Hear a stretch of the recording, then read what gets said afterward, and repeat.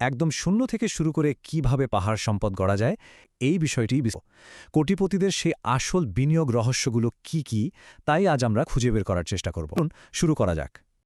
তো একদম গোড়ার প্রশ্নটা হলো, যখন পকেটে কানাকড়িও নেই তখন কিভাবে বড়লোক হওয়া সম্ভব? যুগ যুগ ধরে মানুষ এই ম্যাজিকটা খুঁজছে, তাই না? কিন্তু সত্যি বলতে কি, শূন্য থেকে কোটিপতি হওয়ারই জার্নিটা কোনো অলৌকিক ঘটনা নয়। শূন্য হাতে শুরু করাটা আসলে কোনো বাধাই নয়, বরং এটা যেন নতুন করে ছবি আঁকার জন্য একটা একদম ফ্রেশ সাদা ক্যানভাস। তো শুরুতেই আসা যাক সম্পদ গড়ার একেবারে প্রাথমিক ভিত্তির কথায়। এখানেই সবচেয়ে বড় গেম চেঞ্জিং শিফটটা দরকার। মানে শুধু চাকরি বা ব্যবসা করে, যাকে আমরা অ্যাক্টিভ ইনকাম বলি, সেখান থেকে উপার্জিত টাকাকে প্যাসিভ ওয়েলথ বা নিষ্ক্রিয় সম্পদে রূপান্তর করতে হবে। ধরুন স্টক, বন্ড বা রিয়েল এস্টেট।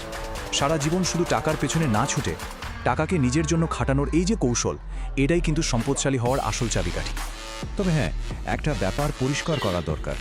শুরুর দিকে একটা সাধারণ চাকরি বা ছোটোখাটো ব্যবসাকে কিন্তু কোনোভাবেই অবহেলা করা যাবে না। যখন হাতে কোনো পুঁজি নেই, তখন এই অ্যাক্টিভ ইনকামই আমাদের একমাত্র ভরসা বা লঞ্চ প্যাড হিসেবে কাজ করে। এটা শুধু যে প্রাথমিক মূলধন জোগাড় করে দেয় তা নয়, বরং সেই আর্থিক শৃঙ্খলাটাও তৈরি করে, যা পরে বড় বড় বিনিয়োগের জন্য একদম মাস্ট। এবার চলুন দেখে নিই এই মূলধন খাটানোর জন্য কোটিপতিরা আসলে কোন কোন হাতিয়ার বা মূল বিনিয়োগ মাধ্যমগুলো ব্যবহার করেন।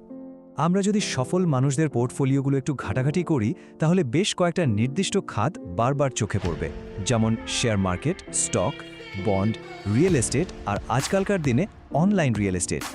এগুলো শুধু খাতা কলমের শব্দ নয়, এগুলো হলো সম্পদকে বহুগুণ বাড়ানোর এক একটা শক্তিশালী ইঞ্জিন। আর এখানে সবচেয়ে বড় মন্ত্রটা কি জানেন? ডাইভার্সিফিকেশন। মানে সব মূলধন এক জায়গায় আটকে না রেখে বিনিয়োগটা ছড়িয়ে দেওয়া। এতে ঝুঁকিও কমে, আবার রিটার্নও নিশ্চিত হয়।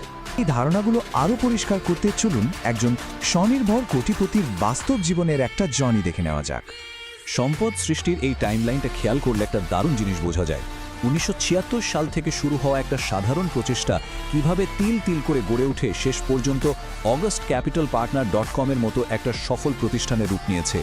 ব্যাপারটা বুঝতে পারছেন? রাতারাতি কেউ আঙুল ফুলে কলাগাছ হয় না। বছরের পর বছর সঠিক সিদ্ধান্ত নেওয়া আর ধৈর্য ধরে টিকে থাকার মাধ্যমেই আসলে এই চূড়ান্ত সাফল্য আসে। এই বিশ্লেষণে নোয়েলকে শুধু একজন বিনিয়োগকারী হিসেবে নয়, বরং একজন ফেমাস সেলফ মেড উইনার বা নিজ চেষ্টায় সফল একজন বিজয়ী হিসেবে তুলে ধরা হয়েছে। এর মানে হলো একদম শূন্য থেকে শুরু করাটা মোটেও কোনো স্থায়ী বাধা নয়। আসলে মাইন্ডসেট যদি ঠিক থাকে আর সংকল্প যদি অটুট থাকে, তাহলে ওই শূন্য থেকেই একদিন পাহাড় সমান উচ্চতায় পৌঁছানো সম্ভব। এবার একটু অন্য প্রসঙ্গে যাই। রিয়েল এস্টেট বা আবাসন খাতে বিনিয়োগের বিবর্তনটা এখন কেমন হচ্ছে?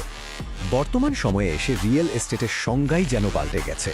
আজকের দিনে একজন স্মার্ট কোটিপতি শুধু ওই ইট পাথর সিমেন্টের বিল্ডিংয়েই টাকা খাটান না, বরং ডিজিটাল বা অনলাইন রিয়েল এস্টেটের সাথে একটা চমৎকার ব্যালেন্স তৈরি করেন। একটা লাভজনক ওয়েবসাইট, দারুণ কোনো ডোমেন নাম বা ডিজিটাল প্ল্যাটফর্মের মালিকানা অর্জন করাটা এখন রীতিমতো ওই ফিজিক্যাল রিয়েল এস্টেট কেনার মতোই ভ্যালুয়েবল। কি দারুণ একটা পরিবর্তন, তাই না? আর ম্যাজিকটা ঘটে ঠিক তখনই যখন শেয়ার মার্কেট আর রিয়েল এস্টেট এই দুটো বিশাল পাওয়ার হাউসকে একসাথে কাজে লাগানো হয়। একদিকে শেয়ার বাজারের লিকুইডিটি বা তারল্য, অন্যদিকে রিয়েল এস্টেটের একদম সলিড স্থায়িত্ব। এই দুটোর কম্বিনেশন একজন বিনিয়োগকারীকে আক্ষরিক অর্থেই একটা অজেয় আর্থিক অবস্থানে নিয়ে যায়। সবশেষে একটা বেশ ইন্টারেস্টিং প্রশ্ন দিয়ে আজকের এই বিশ্লেষণটা শেষ করা যাক। 1976 সালে সেই পুরনো কিন্তু অনুপ্রেরণামূলক ব্লুপ্রিন্ট আর সম্পদের এই বেসিক স্তম্ভগুলো কি আজকের আধুনিক যুগেও সম্পদ গড়ার চূড়ান্ত ফর্মুলা হিসেবে কাজ করবে? এই দ্রুত পরিবর্তনের যুগে ওই পুরনো কৌশলগুলো কতটা প্রাসঙ্গিক? এই প্রশ্নের উত্তর খোঁজার মধ্যেই হয়তো লুকিয়ে আছে ভবিষ্যৎ আর্থিক স্বাধীনতার নতুন কোনো দরজা। বিষয়টা সত্যিই গভীরভাবে ভাবার মতো।